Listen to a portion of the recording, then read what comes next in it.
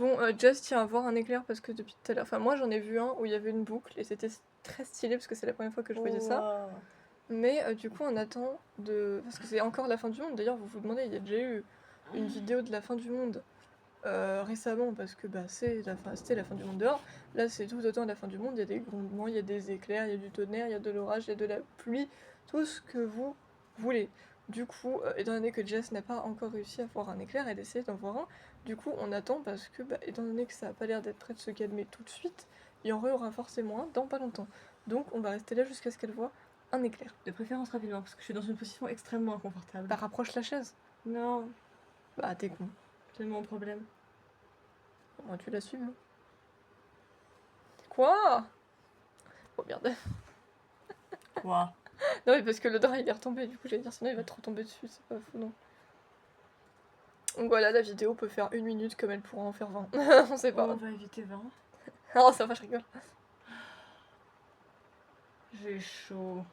C'est dommage que vous ayez pas vu celui avec une boucle parce que je veux dire, ça se trouve, c'est commun et c'est juste moi qu'on avait jamais vu, mais j'en avais jamais vu et j'étais en mode. Wouah! Stylé! Ah oui, redresse-toi, hein, t'es con, hein. Oui, mais il est apparu vachement sur le côté il y a 2 minutes. Ah, mais il y en a eu un! Bah, en tout cas, Moi ça... j'ai juste vu de la lumière en fait. Oui, bah, ça quoi. Oui, mais ça c'est de la lumière, c'est pas un éclair. C'est de la lumière produite par des éclairs. Ah, j'ai pas vu d'éclair. Ça abandonne pas. Est-ce qu'on est du genre à abandonner ici? Non! Ici on est du genre à être déterminé. On a de la détermination. Allez, Jess.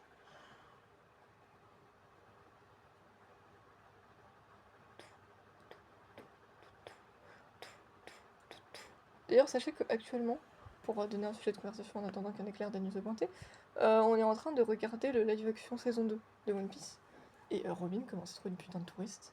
La meuf, elle va voir tout le monde. T'allais pas finir cette phrase. Quoi? Je veux dire quoi? Qu'il allait pas y avoir le 1 de touriste. Oh! Meuf! J'allais pas dire ça de Robin! Quand même! Mais parce que, en fait, dans l'animé, genre, oui, on la voit aller sur le bateau des Mugiwara, certes, mais c'est tout ce qu'on voit, quoi. Et après, on la revoit vite fait en train de discuter avec Crocodile, mais c'est tout, pour l'instant, on l'a pas plus vu que ça. Alors que là, elle a déjà essayé de recruter Tashigi, ce qui, j'étais déjà en train de me dire, what the fuck? Genre, la meuf, elle était en mode, tu es belle, intelligente, forte. J'étais en mode, Vraiment un sucre. c'est un peu la description de tes coups, quoi. Je t'en Robin, t'essayes de faire du charme à Tashigi ou c'est comment? Parce que c'est très perturbant là tout de suite. Oui, moi aussi. Et voilà. Et deuxièmement, là, on en est à l'épisode 6, 7, 6. Je viens de l'apercevoir sur l'écran. Et on la voit qui est en train de parler avec Wapol. Alors que dans l'animé, elle était pas du tout, mais alors pas du tout, en lien avec Wapol. Ou alors personne n'était au courant. Et personne ne nous l'a dit.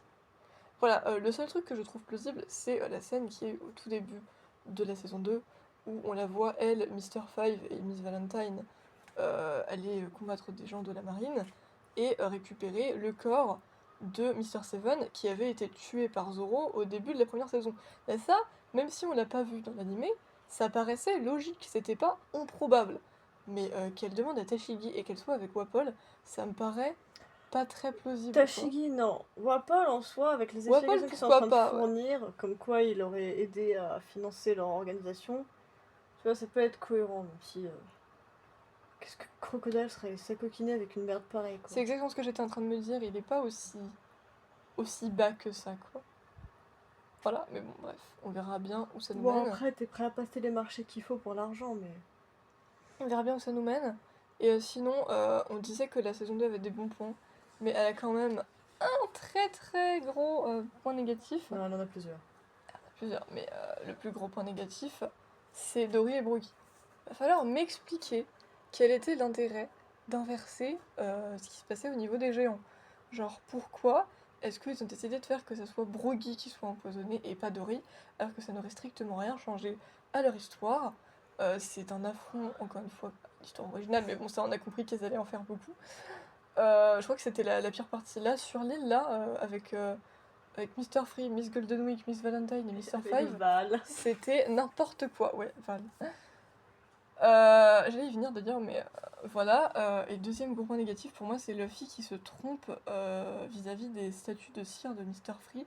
parce que justement dans l'animé, il ne se trompe pas, Mr. Free est trop en mode haha, mon plan va trop marcher et tout, à faire son fier, alors que vraiment il n'y a pas à faire ton fier avec la gueule que t'as quoi. Et la fille le touche du premier coup, et Mr. Free en mode ah mais comment t'as su que c'était moi, etc. Et la fille répond juste l'instinct. Et en fait c'était tellement cohérent avec son personnage que là le fait qu'il les tape limite tous avant de tomber sur le vrai, Il les a ça... toutes tapées avant de tomber sur le Enfin vrai. oui, il les a toutes tapées avant de tomber sur le vrai, mais c'est vraiment pas cohérent avec le personnage de Luffy de base en fait. Voilà. Donc, je trouve que ça gâche tout, quoi. Ouais. Et je suis désolée. Autre point qui vraiment... Alors ça je sais pas qu'est-ce qu'ils ont foutu, mais ça m'a traumatisée. Miss Golden Week. On peut parler de Miss Golden Week, parce que je rappelle, pour ceux qui auraient oublié, que Miss Golden Week dans l'animé, c'est une gamine qui les 3 quarts du temps, quand tu regardes sa face, elle n'a pas d'expression faciale, elle a juste l'air terriblement vide, il n'y a pas d'émotion dans ses yeux, tu ne peux pas lire ce qui se passe dans sa tête. Et qui, quand il y a des combats, elle est souvent juste assise par terre à bouffer ses gâteaux. Et qui, oui, certes, à la fin, a fini par foutre sa peinture sur Luffy, mais c'est arrivé très tard dans le combat. Au début, elle faisait rien, littéralement. Et là, de l'avoir fait en cette gamine putain de psychopathe, parce que déjà, la première fois qu'on l'a vue, elle rigolait. J'étais en Miss Golden Week, elle rigole pas, elle dit pas grand chose. Limite, elle respecte pas Mr. Free, parce que quand Usopp avait balancé, ouais, le feu, ça va faire fondre la cire et tout, et que juste la meuf elle tente, oui, c'est vrai, et Mr. Free attend, mais bordel, t'es censée être de mon côté. Est-ce qu'elle est vraiment du côté de quelqu'un? C'est surtout la question qu'il faut se poser. Mais bref, voilà.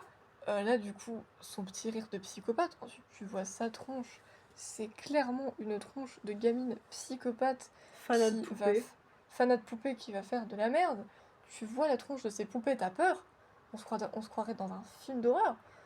La façon dont elle décrit et qu'elle est là en mode mes parents ne l'ont pas compris. Du coup, je les ai mis dans une boîte. J'étais en mode pardon, j'ai bien lu ce que je viens de lire. Eh oui, j'ai bien lu ce que je viens de lire. De base, on n'a juste aucune foutre idée de qui sont ses parents. Et là, on nous apprend que Bim, elle les a foutus dans une boîte parce qu'ils ne la comprenaient pas. Oh, j'ai la Aïe. flemme, j'ai mal à la nuque à rester comme ça. Bah, elle verra pas d'éclair. Pas avec Oh. vous, tu vois. Bon, je vais juste finir de vous parler de ça maintenant que je suis lancée.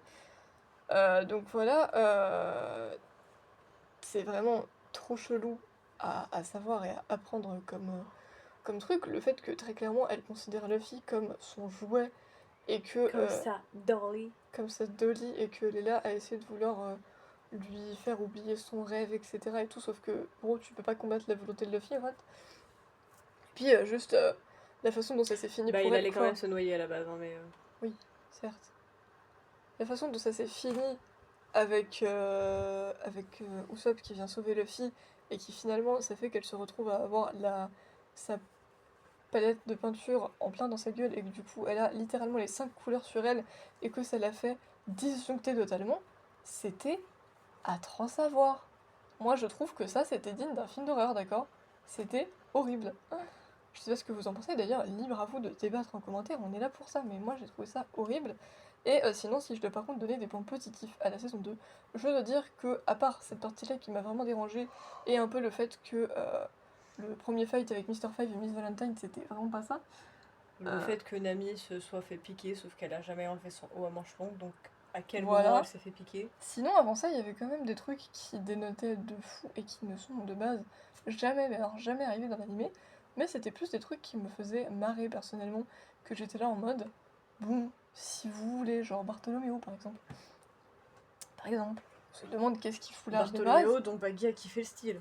Voilà, ça je suis désolée, c'était Pardon. un petit plus comme ça qui ne pourra pas se faire dans l'animé, mais c'était, moi je trouvais que c'était un petit plus satisfaisant. Sinon, autre petit plus, c'est Miss Valentine. Il faut prendre en considération que dans l'animé, elle me pète les couilles. Parce que clairement, elle est insupportable, elle est chiante, elle a un rire de merde, elle a une personnalité de merde, et vraiment, elle est pas appréciable. Voilà, elle est pas appréciable du tout, ni elle, ni Mr. Five d'ailleurs. Bon, dans la live action, j'avoue que Mr. Five, un peu plus que dans l'animé, mais en vrai, je m'en fous un peu. Mais Miss Valentine, ils ont réussi à me faire bien aimer. Cette diva, je l'adore. Genre, cette diva, elle est trop cool en fait, elle a des répliques de So very sweet. Ça, c'était exceptionnel. Donc voilà, on l'a pas vu beaucoup. Et puis ce connard de Mr. Free lui a foutu de la cire sur le visage. Donc très clairement, je Quand elle a suppose... voulu répondre, quand elle a voulu dire la vérité en fait, si ça a merdé, c'est parce que toi t'as fait de la merde, frère. Je me doute probablement que du coup, elle va mourir. Mais franchement, je l'ai trop aimé dans le live action, c'est terrible. Je m'attendais pas à ça parce que, comme je vous dis, de base, c'est pas un personnage que je portais spécialement dans mon cœur, mais dans le live action, Miss Valentine en fait. Et sinon, qu'est-ce que je voulais dire Je crois que j'avais plein de trucs à dire, mais je ne sais plus quoi. Oui, je sais plus. Sinon, voilà, globalement, la saison 2 est quand même largement plus regardable que la saison 1, qui personnellement, pour moi, je me suis fait chier tout du long parce qu'il y avait vraiment trop de trucs qui allaient pas. Là, globalement, hier, l'épisode des géants et tout de Little Garden, j'ai râlé. Et c'était quand même vachement moindre par rapport à la saison 1. Pour l'instant, franchement, la saison 2 est largement Donc ça va être quand plus même vachement moins souvent. est quand même largement plus acceptable, même si évidemment, encore une fois, ça ne vaudra jamais l'animé. Et si tu compares les deux, l'animé est une œuvre d'art, une masterpiece, alors que la live action, c'est pas ça, quoi. C'est une série, encore une fois, qui, pour moi, comme les C'est un trois quarts, passage. qui, pour moi, comme les trois quarts des live action, que ça soit de films Disney, d'animés ou bref de trucs qui n'étaient pas avec des vraies personnes à la base, c'est les trois quarts du temps, à part quelques rares live action, comme par exemple celui d'Aladin. Je vous donne un exemple comme ça parce que je sais que je l'ai bien aimé. C'est les trois quarts du temps des films ou des séries que je vais trouver complètement inutiles. Genre, on a les films Disney, on a les films d'animation Disney qui sont iconiques, qui sont cultes, qui sont tout ce que tu veux. À quelle heure t'as cru qu'on avait besoin d'un pauvre live action à côté qui, bien qu'il soit fait avec des vrais acteurs, ne te rapporte jamais les mêmes émotions que tu retrouves dans l'œuvre originale et qui te fait juste te dire que soit à la rigueur que c'est sympa mais que ça vaudra jamais l'œuvre originale, soit que ça fait pitié, soit que vraiment mais pourquoi ils ont fait ça en fait, c'était pas nécessaire. Et là One Piece c'est exactement ça. One Piece c'est la première saison c'est vraiment quel était l'intérêt de faire ça à part pour quoi J'ai eu un frisson. À part pour gâcher l'œuvre originale et lui manquer de respect mais à un point quand même assez énormissime. Hein, voilà, parce que tous les passés qui n'ont pas été respectés, toutes les histoires qui n'allaient pas du tout, toutes les intrigues qui, chaque fois qu'il y avait une nouvelle intrigue qui arrivait dans la saison, n'étaient jamais racontées comme dans l'animé. C'est quand même fou, il n'y en a pas une qui était racontée correctement. Donc, c'était vraiment un côté où non seulement ça m'exaspérait, mais il y a un autre point qui, moi, m'exaspérait encore plus. C'est que c'est pas juste des gens qui ont décidé de faire un live action de One Piece. C'est des gens qui ont décidé de faire un live action de One Piece, mais il y a Oda, donc pour ceux qui ne savent pas qui est Oda, le créateur, le mangaka qui a écrit One Piece, lui, il a cautionné, il a été d'accord avec ce qui a été fait dans ce live action. Et ça m'outre encore plus parce que je me dis, c'est son œuvre.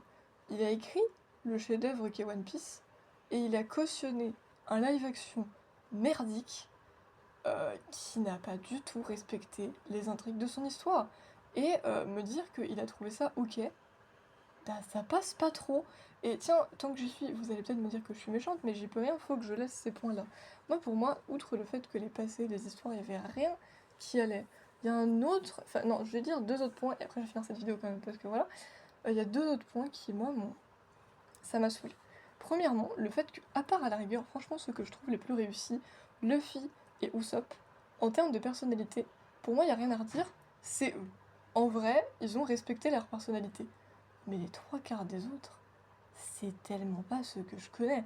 Genre Zoro, il est H24, blasé, ce qui fait qu'à chaque fois qu'il y a un moment un peu émotion ou machin, ou genre je vais rester avec Luffy, c'est mon capitaine, je n'y crois pas. Parce que contrairement à l'animé où il y a eu une évolution, il y a eu un réel lien qui s'est créé. Là, ce lien, tu ne l'as pas vu exister, il sort juste de nulle part. Il a toujours l'air un peu à l'écart. Ouais, voilà. Nami a l'air beaucoup trop téméraire et j'ai pas peur pour dessous, alors que dans l'animé, elle a peur de ce fight. C'est pas une critique, c'est juste dans le. En vrai, ça c'est intéressant. C'est juste dans le personnage, mais du coup, moi j'ai l'impression de voir totalement un autre personnage que la Nami que je connais. Ou alors une Nami plus âgée. Qui a déjà vu le monde, du coup. Et Sanji, alors je suis d'accord avec certaines critiques que j'ai vues qui disent que si il l'avait fait se comporter comme dans l'animé, on l'aurait juste pris pour un gros pervers dans la vraie vie. Ça, c'est tout à fait vrai. Mais ça n'enlève pas que niveau attitude, il est beaucoup trop calme et beaucoup trop chill. Pour moi, Sanji, les trois quarts du temps déjà, c'est un grand gamin avec Luffy et Usopp finalement. Il y a des moments où globalement ça va, il est calme, il est carré, mais les trois quarts du temps, pour moi, Sanji, c'est un personnage qui déjà, il est capable de s'énerver et de partir au quart de tour quand il faut se battre ou quand il s'énerve avec Zoro. Là, les deux, ils ont des conversations genre, oui, ils sont en train de s'insulter, ils sont en train de... Ils sont en train de s'insulter de façon chill. Ils sont en train de se battre, entre guillemets, mais c'est tellement chill et tellement une conversation normale, limite, que ça va pas, parce que dans l'animé, bah ils sont en train de se battre, quoi. Dans l'animé, ils ne se sacent pas, et là, tu n'y crois pas. T'as juste l'impression que c'est genre petite chamaillerie, quoi. Voilà. Donc je suis désolée, mais moi, ça fait que du coup, j'ai vraiment l'impression de voir d'autres persos, plutôt que ceux que je connais d'habitude. Et troisième et dernier point, qui vous pouvez juger par vous-même et avoir votre propre avis, c'est normal, on a tous un avis différent. Mais pour moi, il y a des moments où il n'y a pas de souci, il y a des moments où il y a un minimum de crédibilité, on y croit, genre franchement les acteurs jouent bien leur rôle, mais surtout dans la saison 1, il y a eu tellement de moments où je trouve qu'ils étaient mais pas crédibles. Le jeu d'acteur, les répliques qu'ils avaient, c'était pas crédible. Les moments émotion, ils m'ont touché, mais genre sur un niveau très en surface, comparé à ce que j'ai pu Mais en ressentir fait, dans le l'animé. problème, c'est que En fait, les relations et les liens paraissent tellement peu profonds par rapport à ce qu'on a vu se développer, par rapport à ce qu'on a vu se développer dans l'animé, que bah du coup, quand il y a des moments émotion, bah j'y crois pas en fait. Mais en fait, je me dis, c'est beau, mais c'est tout ce qui se passe, quoi. Ouais, même pas. Genre, je veux dire, en fait, moi, c'est un peu des deux. Genre, on va dire que dans l'animé, il y a eu largement le temps de construire les relations. Les relations se sont construites, tu as directement et progressivement vu le lien qui les unissait entre eux. Et donc, bah, forcément que quand il y a des moments émotion ou des moments relationnels entre eux, t'y crois. Tu te dis, c'est une famille, ils se défendent les uns les autres, et Luffy, il est prêt à tout pour ses Nakama, et t'y crois, c'est réel.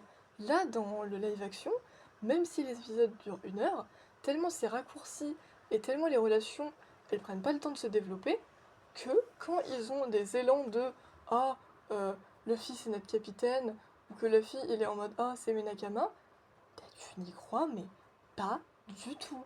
Genre, je suis là en mode non, vous êtes pas assez proches pour ça. Alors que dans l'animé, est-ce qu'on a un jour douté de la relation qu'ils avaient entre eux? Dans l'animé avec Zoro, mais la relation, elle est là dès le début. Genre à partir du moment où Zoro, il est en mode ok, vas-y, libère-moi, je vais te suivre, tant que ça m'empêche pas de réaliser mon rêve au bout du compte.